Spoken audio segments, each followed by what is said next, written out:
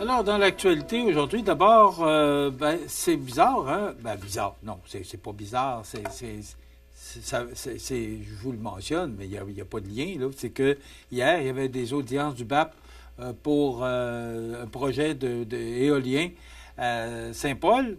Et là, ben, il y a une panne majeure dans la région qui a touché en direction ouest, là, de Saint-François de la Rivière-du-Sud.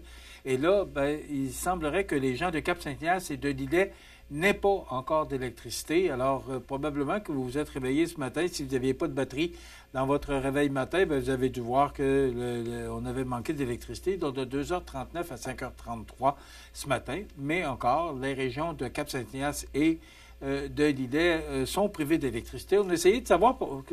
Pardon? Oui, c'est ça. Vous voyez l'image à l'écran. On a essayé de tenter de rejoindre Hydro-Québec, mais puis il y a un numéro pour les médias, mais pas besoin de vous dire qu'il y a beaucoup de monde sur le téléphone. Alors, on ne sait pas le nombre de personnes qui sont privées d'électricité ou encore exactement le secteur que ça a touché, parce que là, si on regarde de Saint-François, aller jusqu'à Lillet en passant par le Cap et Sainte-Apolline-de-Patten, Notre-Dame-du-Rosaire, donc tout ce coin-là. Alors, on essaiera d'avoir l'information et on pourra peut-être donner plus de détails demain. Justement, c'était l'audience publique sur les projets de parc éolien. En passant, ce serait un bris d'équipement, là. Mais je vous le dis au conditionnel, parce que, comme je vous dis, on n'est pas capable de parler aux responsables. On a laissé des messages. On devrait obtenir l'information au cours de la journée. Donc, il y avait des audiences publiques sur les projets de parc éolien dans la MRC de Montmagny, à Saint-Paul-de-Montmagny particulièrement. Ça aussi, c'était hier, diffusé sur le web. Je suis allé voir pour voir s'il y avait un résumé de ce qui s'est passé, mais peut-être que ça s'est terminé trop tard. Donc, on va suivre ça pour vous, là, ce qui s'est exactement passé. Mais il y aurait des audiences qui seraient prévues à Montmagny le 9 juin prochain. Ça débuterait le 9 juin prochain pour une durée maximale de 4 mois. Vous savez que ça doit passer par le BAP qui est le Bureau d'audience publique sur l'environnement. Il n'y a pas un projet qui va se faire sans qu'ils aient l'autorisation du Bureau d'audience publique sur l'environnement. Et selon nos sources, les audiences seraient tenues possiblement à Montmagny du 10 au 12 juin et du 8 au 10 juillet prochain. Et si tout était conforme, bien là, c'est confirmé. Merci, Jean. Donc, ça veut dire que là, c'est vrai, les audiences vont se tenir à Montmagny du 10 au 12 juin et du 8 au 10 juillet prochain. Donc, c'est officiel. On va suivre ça pour vous. La situation devient critique dans le réseau de pharmacies communautaires. Il y avait à peu près juste là que ça allait pas pire au niveau de la santé. Là, ce qu'on apprend, c'est que l'Association québécoise des pharmaciens d'alarme face à l'impact grandissant du recours aux agences de remplacement. Donc, pour illustrer l'ampleur du problème, l'Association québécoise des pharmaciens propriétaires a décrété une journée sans recours à ces agences, espérant ainsi éveiller les consciences. Alors, ce qu'on nous dit, là, c'est qu'il y aurait eu 1 million d'heures de remplacement effectuées, une tendance jugée insoutenable par les représentants du milieu. Ça s'est passé en 2024. Donc, l'Association des bannières et chaînes de pharmacie du Québec, qui regroupe des réseaux tels que Jean Coutu, Family Prix, Uniprix, Pharmaprix et d'autres, appuie la démarche de l'Association québécoise des pharmaciens propriétaires. Et ensemble, elle presse le gouvernement d'agir rapidement pour freiner l'exode des pharmaciens vers les agences et pour renforcer la stabilité dans les équipes, parce que là, on dit que ça crée des mouvements au niveau de la main-d'œuvre de ces pharmacies. À la veille des consultations sur le projet de loi 97 qui vise à moderniser le régime forestier québécois, la Fédération des chambres de commerce du Québec et la Chambre de commerce et d'industrie de la MRC Montmagny unissent leur voix pour plaider en faveur d'une réforme centrée sur la prévisibilité et la régionalisation. Donc, plusieurs zones grises subsistent, notamment en ce qui concerne les taux de redevance forestière, la tarification et la gestion des chemins multi-usages. Alors, des clarifications sont demandées pour éviter que l'incertitude réglementaire n'entrave la compétitivité de l'industrie. Quand on regarde ça, là, il y a du pain sur la planche pour tous les ministères. La santé, vous savez ce qui se passe avec les médecins omnipraticiens actuellement. Alors, le ministre de la Santé, là, qui est débordé par tout ce qui se passe, parce qu'il essaie de négocier avec les médecins sans passer par le baillon. Moi, j'apprécie qu'on puisse qu'on puisse négocier avant d'en arriver là, comment je dirais ça, non?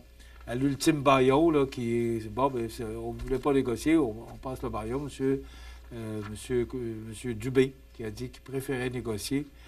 C'est pas facile, mais quand même, on va sûrement en arriver à un règlement, à s'asseoir tout le monde ensemble et à vouloir que ça se règle, mais il y a beaucoup de dossiers sur la table. Entre autres, parce que là, il y a beaucoup de choses dans l'actualité. Vous savez, je regardais ce matin le Journal de Québec, là, des centaines de travailleurs qui se sont quand même pointés malgré la grève. C'est, les chantiers résidentiels qui étaient souvent déserts hier en raison du déclenchement d'une grève générale illimitée que le syndicat a tenté de faire respecter. Satlic, sous la plume de Nicolas Lachance ce matin, le titre « Satlic va péter de partout ». Pas d'écran dans les garderies. Elon Musk, qui s'agit déçu de Trump. L'envoi de lettres à des patients dénoncés. Le Collège de médecins veut que cesse cette pratique. Alors, quand on regarde tout ça, tu sais quoi qui va bien le matin? J'essaie de trouver des nouvelles. Au niveau régional, ça bouge aussi, là. Mais c'est ça, c'est que il y a beaucoup d'interventions, là, il y a beaucoup de dossiers sur la table pour le gouvernement. Entre autres, là, le ministre du Travail hier qui a mentionné, M.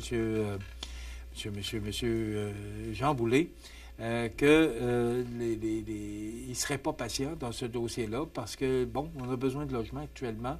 On parle naturellement de résidentiel. On a besoin que l'économie fonctionne. On a besoin là, que tout le monde soit au travail. Alors, hier, il avouait sur les différents réseaux nationaux qu'il serait moins patient. Alors, on verra bien ce que ça va donner.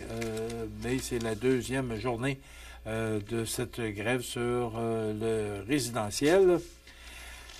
Ben, vous avez vu, et probablement, je ne sais pas si vous suivez ça, mais peu de temps avant le lancement catastrophique de Satlic, les informaticiens découvraient encore des centaines de bugs critiques lors des tests. La direction a néanmoins décidé d'interrompre les essais de donner son aval au déploiement qui s'est transformé en fiasco historique. C'est sous la plume de Nicolas Lachance ce matin du Journal de Québec. Donc, chaque jour, on en apprend davantage sur cette histoire de Satlic et on n'a pas fini d'en entendre parler. Et au mois de septembre, on est supposé d'avoir le résumé, ou du moins là, le commissaire Galland là, qui va soumettre son rapport. On dit non aux écrans dans les garderies. On vient de dire non aux écrans dans les écoles. J'espère qu'on va dire non aux écrans dans les garderies. Je suis resté un peu surpris ce matin de ce titre-là dans le Journal de Québec. C'est sous la plume de Daphné Dion-Vien. C'est une consultation tout azimut menée dans le réseau scolaire qui a permis d'identifier les impacts négatifs des écrans comme étant l'enjeu numéro 1 auquel il faut s'attaquer. Pour y arriver, une mesure fait consensus, leur interdiction complète auprès des tout-petits dans les garderies. Bien, je pense que ça commence là. Et après ça, bien, dans les écoles. On ne peut pas être en désaccord avec ça. C'est la ligne dure, là. C'est pas d'écran, pas de téléphone dans les écoles. Ça va entrer en vigueur au mois de septembre, officiellement, parce que là, les cours sont pratiquement terminés.